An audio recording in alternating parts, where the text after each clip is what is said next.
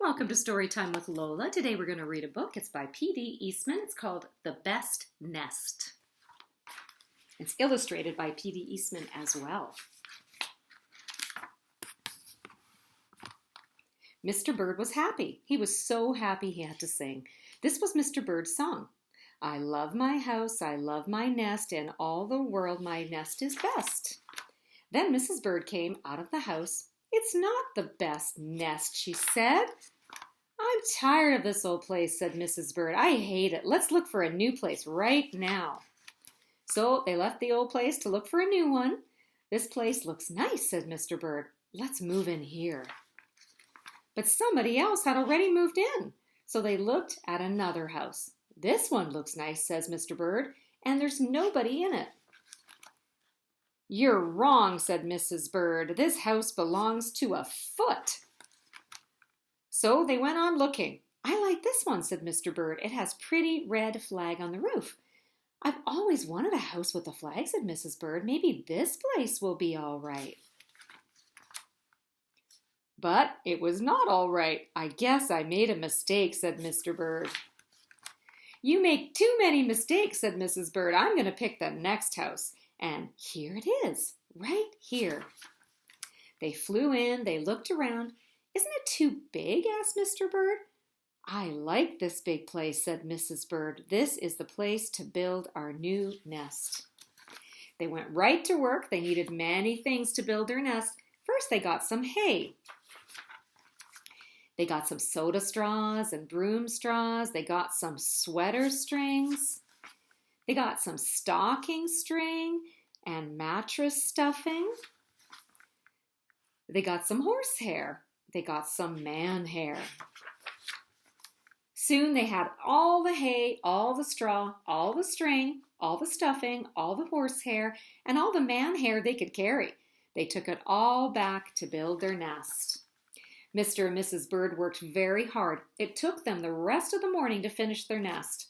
This nest is really the best, said Mrs. Bird. I want to stay here forever. Mr. Bird was very happy too. He flew to the top of his house.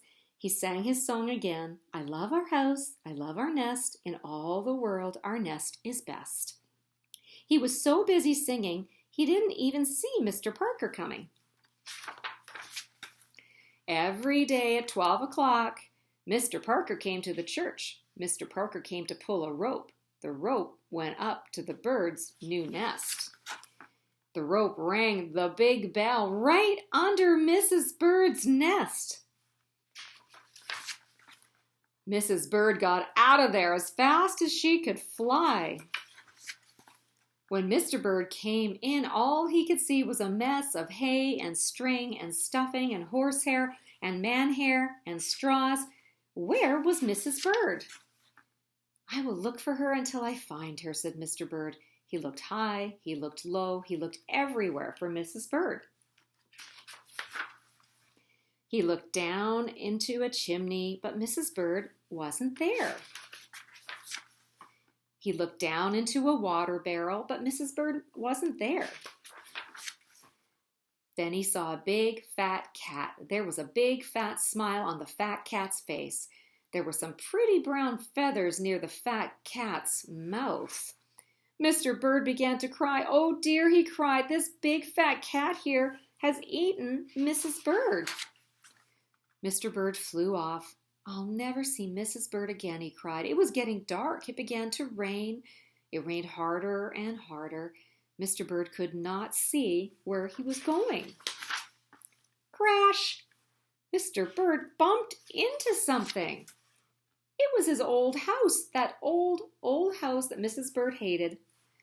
I'll go inside, said Mr. Bird. I'll rest here until the rain stops. Mr. Bird went in, and there was Mrs. Bird sitting there singing, I love my house, I love my nest, in all the world, this nest is best. You here? Gasped Mr. Bird. I thought you hated this old nest. Mrs. Bird smiled. I used to hate it, she said, but a mother bird can change her mind. You see, there's no nest like an old nest for a brand new bird. And when the egg popped open, the new bird thought so too. Sweet. Thank you for joining me, and until next time, remember, Lola loves you.